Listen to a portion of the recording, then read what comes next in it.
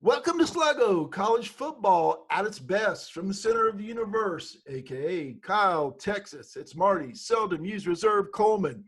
And this week, he is back in West Orange, New Jersey. It's Casey, the Beef, Cregan. Casey, how was the trip back from Calabogie Sound back to West Orange? It was great. It was pretty uneventful. I had to rent a car from Hilton Head Airport, and they close at 2 in the afternoon. So I had to rush, catch a boat. It was like that old movie, Planes, Trains, and Automobiles, except there was no trains. Subbed that with a boat. Took a boat to the car, to the airport, and uneventful. Great trip. Great to see the family. Back to the grind here in New Jersey. And the state's making me quarantine for 14 days because I came from one of those infected states. Now it's crazy how it flipped. I know we talked about it last week, but it's crazy how everything's flipped now. So I'm stuck. I moved rooms, at least you can see. I got the Christmas wreath up because I'm lazy. I was going to say but preparing ahead, but actually you're probably like behind. Well, you're right in the middle of the season, so I mean, middle of the year. So yeah, we're just 6 months ahead of everybody else. I'd be lying to you if I said that we haven't had this up since December, but hey, it's a nice little backdrop. I was trying to figure out how to change it and get DeAndre McDaniel and Christian Ponder, but the wife would probably kill me, so I decided to leave it status quo. Well, I knew you guys had been apart for a while, so I'm sure you're happy to see her, and of course your little boy, which, you know, I was away from Parker when he was young for a little while too, so I'm right there with you. I understand that for sure. She did this to me last year as well, and it's okay because I get down there and I talk to him every night, twice a day, almost 3 times a day, some days. So we're good. You know, he's fantastic. He's almost 3, so we'll talk a lot about him and maybe even one day get him on the air with us. Oh, that'd at be least. Cool. Yeah, I know we're gonna get Parker on, but he might be a little more coherent than my boy Ryan. So. Well, I wouldn't bet on it. He's going into high school, so you never know. We'll get Beef Junior, Little Beef. That's right. Slider is what we call him around here. Oh, that's perfect. Hey, we're going to talk some recruiting tonight. You know, we've been talking off and on about recruiting. We've been having fun at Mac Brown's expense, and Mac Brown's been having some fun at our expense lately, and we'll talk about that. But first up is Peyton Page, who could be the one that gets away from Mac Brown. Now, his decision is coming up. I think he set it for July 28th. He's down to Clemson, Tennessee, and North Carolina. And I believe it's in that order from what I understand. Clemson is favored, Tennessee, and North Carolina. Defensive tackle out of North Carolina. So here we go with Max Fentz again. Now, we'll say that if he signs with Clemson, Tennessee, or actually anybody but North Carolina, Max Fentz is taking a hit because this will be 4 out of the top 5 who are not committed to North Carolina. However, I want to defend Mac here a little bit. 6, 7, 8, and 10 in the state also belong to him in one of the top 5. So Peyton Page up July 28th. What do you know about Mr. Page? Man, I joked with you via text or on this little outline here that we're working with, but you got me watching film with 17, 18-year-old kids. Now, I do follow recruiting, especially now that we're doing this show. I'm following it a little closer. But I'd be lying to you again if I told you that I would sit and watch film of these kids or extensive. But because Peyton Page is also part of the Clemson family, and that's my first love, obviously, I did actually watch a little bit of him today for the first time. And wow, he kind of reminds me of a Grady Jarrett, how Grady Jarrett was as a junior. Big, wide, low, wrestling type defensive tackle. Grady Jarrett, I'll take a dozen, please. Yeah, and he was a 2-star, right, coming out of high school. You know, these recruiting services really hit on all of them. But I'm saying what he did in college and even beyond what he's doing in the pros, it's just obviously he's not there yet. He's a 17, 18-year-old kid, but he just keeps his pad level low. He leverage, man. He has it. He looks like a difference maker. He also kind of showed me glimpses of a Christian Wilkins type. Once again, I would take 11D out of 11D of those as well. And I got a little bit excited And like I said, I'm a 40-year-old, 42-year-old, 43-year-old man now, I guess. And I don't usually get excited about watching 17, 18-year-old kids in high school play, but wow, he's explosive off the line. He can get to the backfield. He can rush the passer. He's strong, and that would be a huge get for whatever one of the three that get him. Yeah, you never can have too many defensive tackles because that's a position, much like the offensive line, where, injuries happen. The bigger guys, they have, soft tissue injuries a lot, and ankles and knees, and the hand-to-hand combat in there. Though they may outlaw that this year. The hand-to-hand combat in there, injuries are going to happen. You can never have too many defensive tackles. Next up, we want to talk about a North Carolina commit who's not part of the fence, but he is part of Mack Brown's 2021 class. Now, it was interesting when I saw this guy commit to North Carolina, I went, oh, great, they got a guy, but he's probably not as highly ranked as Peyton Page. Well, he's not. He's higher than Peyton Page. Mr. Page is 30th. Tony Grimes is 13th overall. He's a cornerback out of Virginia. What do you know about Mr. Grimes? Watched a little bit of him today too, but all the signs that I looked at with him were Dre Bly. That's all. Dre Bly is, I don't know what he was doing before Matt got there. I'm not sure. I didn't do a lot of research into where he was, but he's got his hands over everybody, and Tony Grimes was one of his stars. Obviously, Tony Grimes is a highly rated kid out of Virginia Beach, and Dre Bly recruited him, was the lead recruiter. So I'm not sure what Mac's doing, but all the guys that they seem to want or get, the highly rated ones anyway, the quarterback, Drake May, is another one that Dre Bly was all over. That's the consistent. Really strong little kid. I say little, he's big. 5-star cornerback from Virginia Beach. Moves well. Of course, in the film, you're only going to see him making plays. You're not going to see him ever getting beat. Not sure he's ever been beat, but he looks good. Looks really good. Good hip swivel. I'm not too deep into that, but he does move well. He runs backwards really well. I don't know if that's the industry standard either for saying. He's fast too. Big kid, bodies his opponent, and he was owning kids in Virginia. So I'm not sure exactly how good those teams are that he's playing against. It looks like a good get for Dre Bly in North Carolina.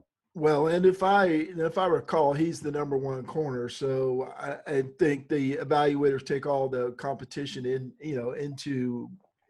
into account, so to speak, and that's all part of their evaluation.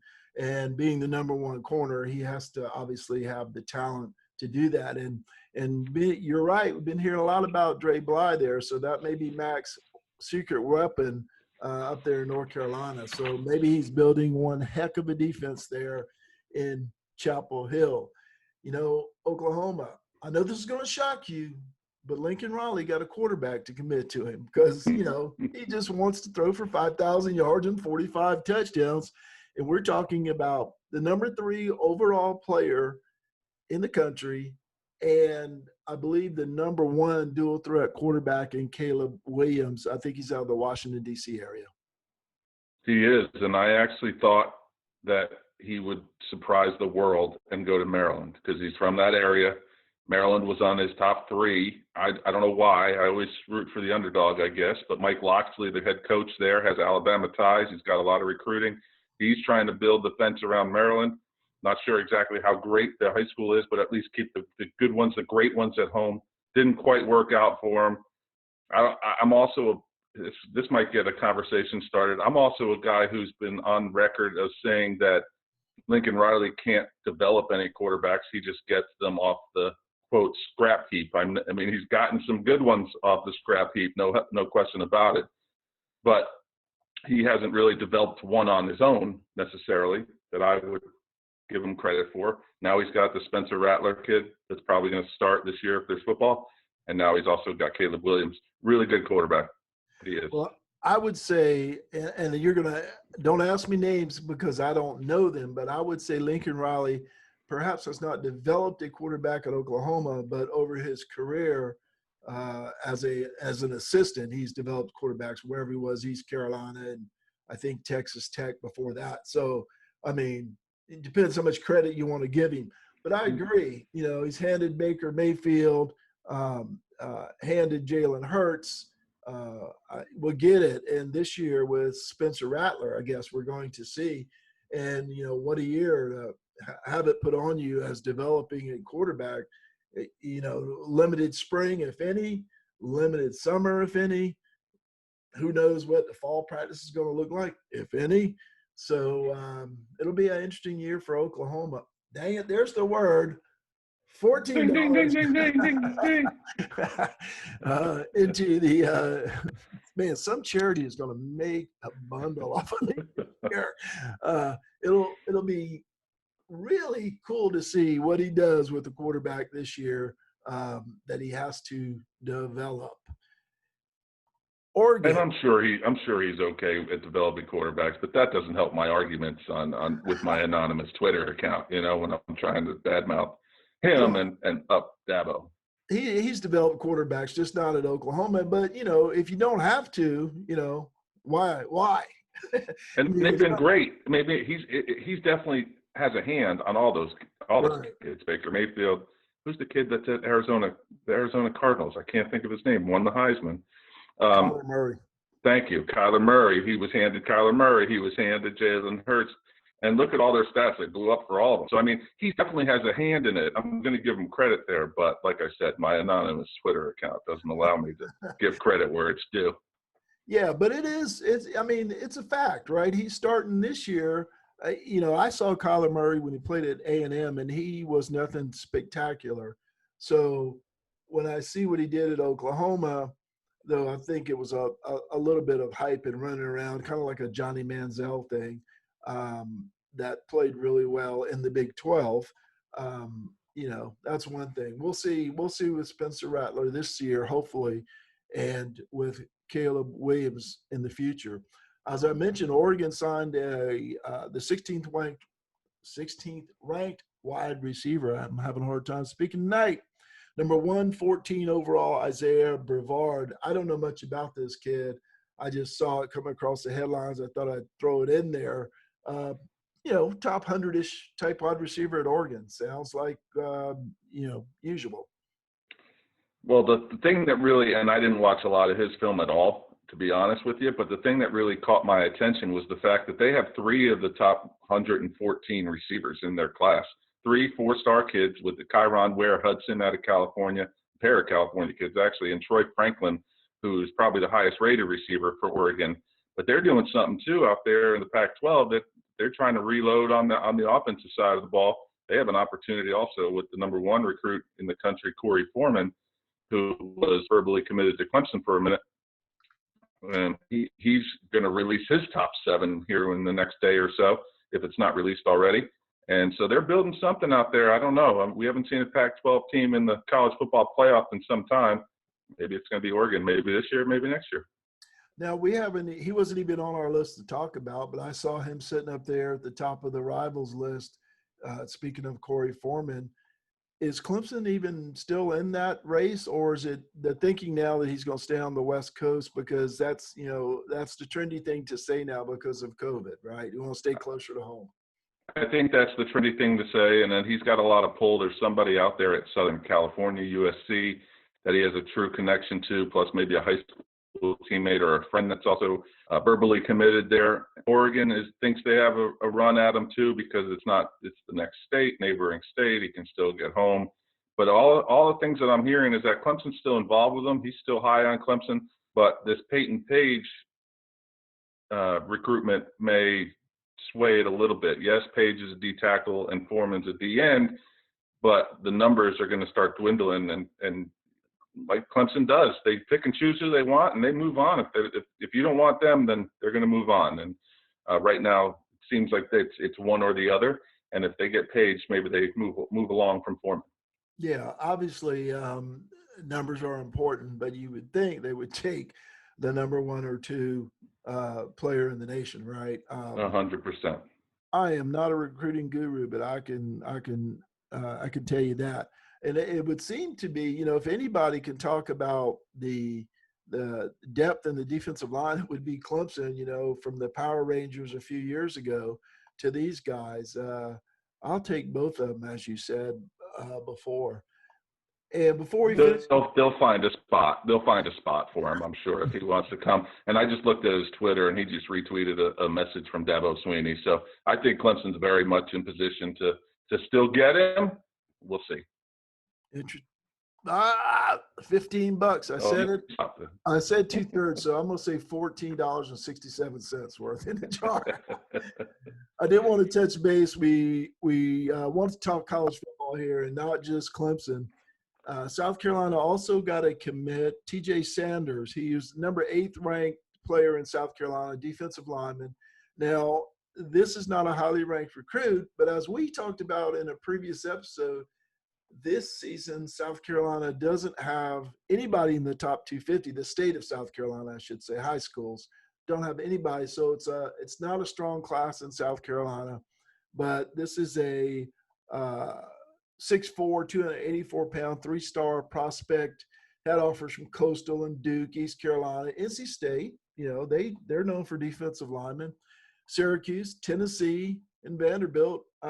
So he had, and a few other teams. So he had some decent offers there, some SEC teams, and some that are known for defensive line. Do you know anything about this guy? I went out to a person with knowledge of the situation, a head coach in South Carolina who happened to be one of my former roommates at Clemson, to see if he knew anything about the kid. And his response was, never heard of him. So that wasn't helpful to this or our show. But I then did some research myself. I didn't watch film on him, but everything that I read says that he's raw. He's got the body, obviously, 6'4", 284. You cut that down to 6'4", 275 muscle, lean muscle, and maybe you get some athleticism out of him. Maybe that 3-star eventually turns into a 4-star, and it all starts in the trenches. So you got to get somebody maybe to learn for 2 years, and then maybe he shows signs, shows flashes. They've had a couple kids over there at South Carolina too that weren't necessarily highly recruited that came on. I think Kinlaw he was highly recruited, but there was somebody that I'm missing that was absolutely one of those that made an impact on the defensive front. So I like this get for South Carolina. Keep it in state. That's what their motto is. That's how they're going up against Clemson in recruiting right now, is trying to keep the in-state kids in state. And while Clemson's going nationally, going to California, going to Washington, going wherever they want to get their guys, I think that's their recruiting pitch. And this is a big get for them, I think. Yeah, those they can certainly put on. You were talking about going down to 275, but it seems to me when those guys get in the weight room at South Carolina, and I don't know what it is, maybe it's their uniform, but they look bigger than the Clemson guys, even though, Christian Wilkins is 300 and Big Dex was pushing 350 at times. Those South Carolina guys are not small after a couple of years in the weight room. And they tend to wear single digits, especially like Clowney. He just looked like a beast. Kinlaw was another one that wore a single digit. Like that big number just seems like they're just wider. It would seem to be maybe the double digits you would think would look wider, but that little 8, and then there's nothing but that black uniform. It's interesting, yeah. And you said it that time, so that's not costing me anything. And another one I just recalled, I couldn't think of the name as you were talking. It was Melvin Ingram with the Chargers now, right? Yes, thank you. He was a huge monster on that line. I don't remember if he's there with Clowney or not, but he was. Yeah, what a defensive line. So the Gamecocks get a good one, if maybe developmental, not thought of highly as the other guys, but that's somewhere where you can develop a guy right over 3 or 4 years on that defensive line, not expected to come in and contribute right away at a high level. Hey, Beef, over on our college football discussion board we have now over on Facebook, we have over 420 folks on that group now. And I posed a question the other day, and I thought it was going to be an unpopular opinion, and it wasn't quite as unpopular as I thought it would be. I was watching the 1977 Sugar Bowl, Alabama, Georgia, Alabama. What's the difference? About 10 national championships. Georgia and Pittsburgh with Tony Dorsett. Dorsett runs up the middle, gets hit by some pasty guy from Georgia, and fumbles, quote, fumbles the ball, air quotes. Georgia points the other way. They umpire the guys. Referees point Pittsburgh's way, and it was done and over with. There was no 10-minute stoppage for a replay. There was no 47 angles, or I think maybe no discussion in the booth other than maybe 2 seconds. Oh, looked like he might have fumbled there. Oh, I don't know, Keith, and moved on. And it took me back to a time where I know we want to get things right. That's what everybody says. Got to get it right. It's not fair. But we've gotten away, it seems to me, from the intent of replay, which was to correct obvious bad calls. And now it turns out to let's spend 15 minutes, super slow-mo, high def, blow it up and make sure. That's not what was intended. So in my mind, if they're going to do that, change the rule. The rule needs to match what happens on the field, right? What they do. If it's spend 20 minutes getting it right, then put that in the rule book. If it's just overturned, if it's not clear and obvious, I guess what I'm saying is if you watch something 9 times and you still can't decide, it's not clear and obvious.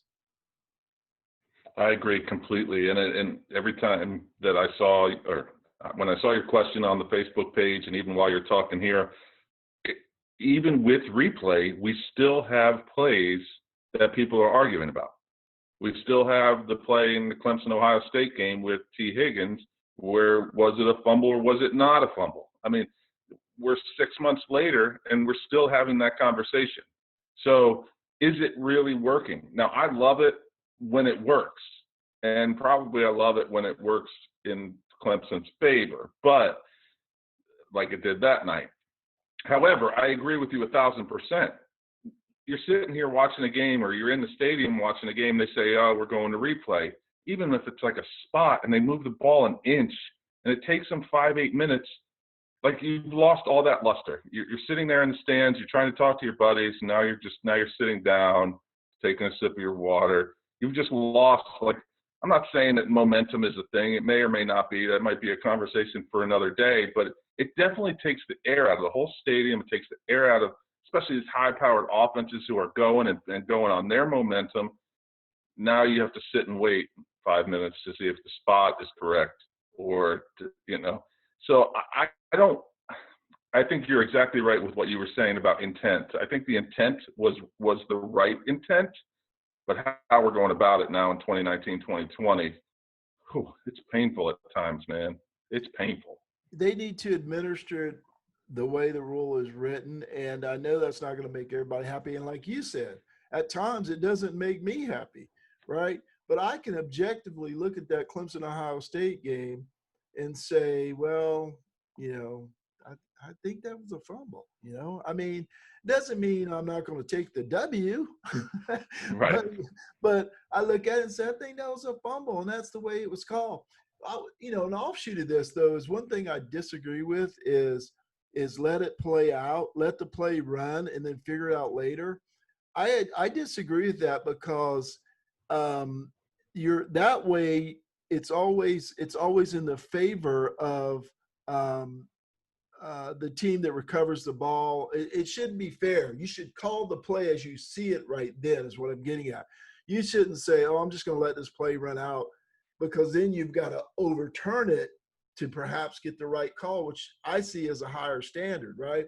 I think if you see a play and you think it's dead, you need to call it dead and not say, oh, I just need to let this play out. If that makes any sense whatsoever. I didn't explain that very well, but I hope you can understand what I'm trying to say there. I got you completely. I get that 100%.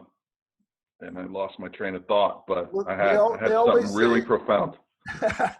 Don't we all? They always say just let it play out, because who knows, it may have been a touchdown. But no, if you let it play out, but you should have called it dead, now you've changed the whole burden to be you've switched the burden to the other side when it shouldn't have been.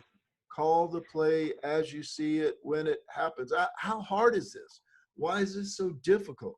And if you've got to look at something 14 times, I said 9, now I'm saying 14, I'm round up here. If you've got to look at something 14 times, it's not clear and obvious. You're not going to get everything right. You said it yourself. With a high-tech, high-def, 18 cameras on the goal line everywhere, we still don't get everything right. We don't even come close to getting everything right. It should just let them call it on the field 98% of the time.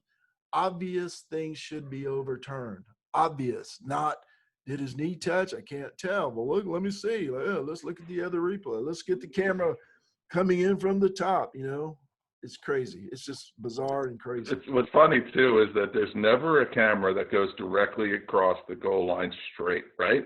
Isn't that the funny thing too? Like they have 170 different cameras in these stadiums, but you have to remember that the goal line camera is off just a little bit and up a little. But the one camera that you probably need more than any, we don't have it in any stadium. I love it. Or there's some guy standing there like this, right, blocking the camera. No, we can get 9 different angles of the pizza Roy Philpott's eating in the booth, right? But we can't get a camera down the goal line for anything. It amazes me that the millions of dollars they spend on these games and the production and the whole set before the game. But we're not spending an extra $5,000 on a camera where we can, may make the difference in this football game. It's just crazy. No, we won't always agree, but we agree on this one. But one thing that it's going to bring up that same old story about, do we get rid of humans then? Do we make everything robots and get it right?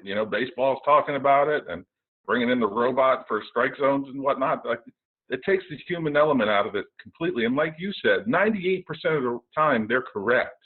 If I was correct 98% of the time of my job, I would be running the place. So they're actually really good. And I think that's lost on a lot of people, especially in the SEC, that these guys are really, really good. And they might make a mistake every once in a while. I think you only notice these days, we're way off on a tangent. I love it. I think you notice so much in baseball, in the MLB, how bad the umpires are because of the little strike zone thing they put on and I don't even know how accurate that is or not, but when it's outside of that, I assume the guy missed it, right? But my biggest pet peeve out of any umpires, referees, officials, or college baseball, I have never seen worse officials. Parker's got better officials in his YMCA basketball league than Clemson has in half of their baseball games. And Monty Lee, you can just send the money straight to me for this, because I know you agree. College baseball umpires are horrible. If you look at them, they're the same guys. It's the same guys. There's one guy that I've seen. I love college baseball. It's one of my absolute favorite sports. It's probably at Clemson, it was probably more favorite than football was at the time. I know people would probably kill me for that. However, the teams that we had back when I was in school were just dynamic. So I think 3 of my 5 years we went to Omaha, which is really pretty nice. But anyway, it's the same dudes. But then moving forward in my life, I would go to the Big East tournament in Clearwater, Florida, and I would sit there all day. And it's the same dude that was umping first at a Clemson game.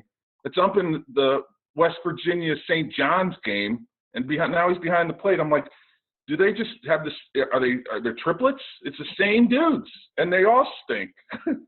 I mean, the balls and strikes, the hit by pitches, the fair and foul, you name it, they're just horrible. And I know I hate generalizing like that, but we're off on a tangent on referees. Yeah, we're actually saying how good the football refs are, but the baseball umpires need some serious help. Hey, Casey, let's finish this up with another off the topic here. And we want to take you a little into our world as you guys get to know us. And that's why we're doing video also, so you just don't hear the voices. There is an audio only option if you prefer not to see our faces, which, our wives are kind of in that boat. But what have you been watching? We talked a couple of weeks ago about something I found on Netflix, Mr. Calzaghe, on a Saturday afternoon. I loved it. I thought it was a 5. I don't rate things a 5, and the one I'm going to give you later, I don't think I rated a 5. It's pretty good. But what have you been watching lately that you can tell the folks out there and recommend? So I think everybody in the world I'm pretty sure of it based on social media, or at least my friends watched Hamilton this past week. I did as well on my flight back from Charlotte, North Carolina. I watched Hamilton. I thought it was fantastic, really well done, but I was a theater guy at Clemson. I'm a theater guy at heart. I like this Lin-Manuel Miranda. He had another show previous to this one that wasn't nearly as lauded, called In the Heights. Love that show as well. So I was highly, highly entertained by it. Thought it was well done. I don't like history at all, unless it's sports history. And I got into this. And also, the more fun show that I'm watching is on Hulu. Apparently, it came out in like 2016. It's called You're the Worst. And it's basically a guy and a girl who meet, and they are the worst type of people. They meet at a wedding, and they are like just completely wrong for each other. It's not a love story by any stretch, because they're just mean and jerks and everything, but it's hilarious. I've been glued to that while I sit here by myself, because that's something my wife definitely wouldn't watch. But that's what I've been watching. So I watched Hamilton and You're the Worst. Hulu. We had Hulu for a while. Parker, there was a show on there that Parker liked, and I don't even remember what it was now, but Brockmeyer? I don't know. Every month I would go to him, say, "Are you still watching? Are you still?" And he would yes, no. And you know, the cool thing about Hulu is they let you pause it, right? So with the whims of a 13, almost 14-year-old, you know, I could just pause it, and he could say, "Hey, Dad, I want to watch it this tonight or whatever," and I just unpause it. I mean, it was a button. That's the cool thing. I don't know if Netflix does that or not, but I know Hulu does it. And it was cool because, you know, you're not spending $100 a year for him to watch 3 shows, you know. Like, Right, yeah. you go to the movies and get like 3 large popcorns for $100. But Hulu was cool. I haven't seen either one of those. I've never seen Hamilton. Just doesn't seem like my kind of thing. And it's obviously very popular. A lot of people talk about it. I've seen a lot about it. I just haven't, just not my kind of thing. I'd actually probably rather read a book, or now in my old age, listen to a book on Hamilton versus watch the show. A couple of weeks ago, 3 so weeks ago, I gave you a recommendation, Mr. Calzaghe, as we talked about. So if you're into boxing, anybody out there, great show. I'd never heard of the guy. Obviously, I was out of the loop. He's only the 3-time 3-weight world champion, undefeated. Oop, didn't give it away, did I?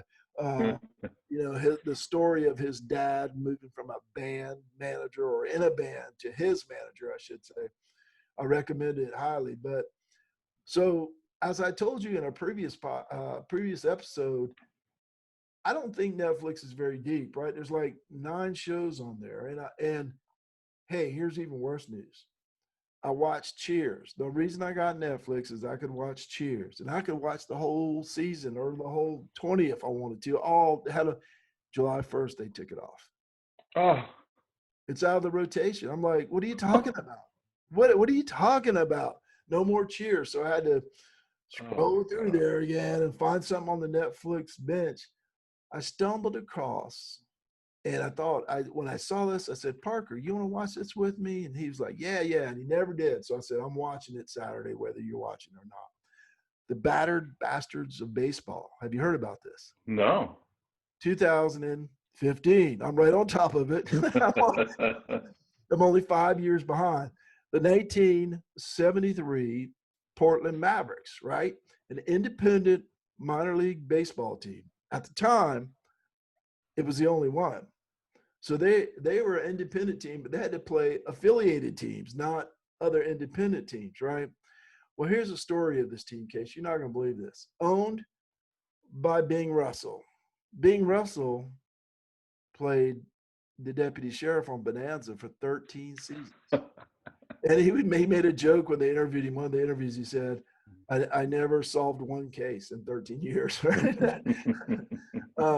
And over his career, he was in a lot of other films, of course, and TV shows, and he was killed 126 times over his career.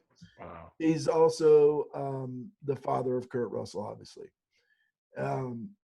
Kurt Russell played on the team. I think he was, and you say, well, yeah, his dad was the owner, right? Well, and it was independent. No, Kurt Russell played with an affiliated ball too the year prior, I think. He got injured and his career was over, and he just kind of kind of played on the team and filled in when they needed him. He wasn't a big star or starter or anything. But we know Kurt Russell was in over 50 movies, Hollywood Walk of Fame, all kind of TV shows. You know, I think I saw him when I was 12 in The World's Strongest Man or something, you know, some of those cheesy 1970s shows. So you have the owner is on Bonanza for 13 years. His son, who ends up being a movie star, is on the team. They had a 24-year-old female general manager, 1973. How often does that happen, right? That's awesome. Yeah, so their bat boy, Todd Field, grew up to be a writer, a director, producer, nominated for 8 Academy Awards and 6 Golden Globes. He won a Golden Globe. No, didn't win any of the Academy Awards, but nominated for 8. That was their bat boy. That's awesome. Oh yeah, and when they started the year, Kurt Russell was in the show saying, I don't know if the first game came up and we didn't know. They had tryouts. They had like 500 people at tryouts and all kind of guys from all over the United States and South Africa, by the way.